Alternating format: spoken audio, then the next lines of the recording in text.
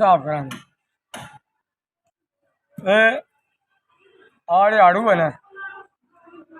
ये 900 रुपये के आड़ू अभी 2700 के अम्ब जी 100 रुपये है ना सही है असी वो नहीं करना सानू इन्ने लाभ गया इन्ने आए कर देना नहीं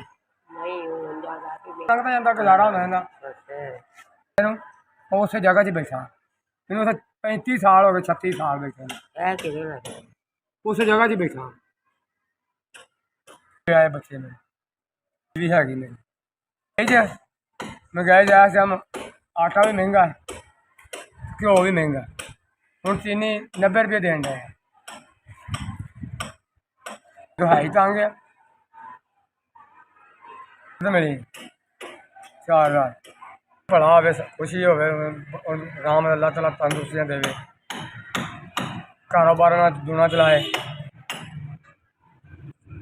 जिन्होंने मदद की खैर करे तंदुरुस्ती रहे और पावा सौदा तंदुरुस्ती का खैर हो तंदुरुस्ती का रहमत करे इन्हें भला करे वह ये मदद जिन्हें पहुँचाई है रखे अल्लाह तला तंदुरुस्त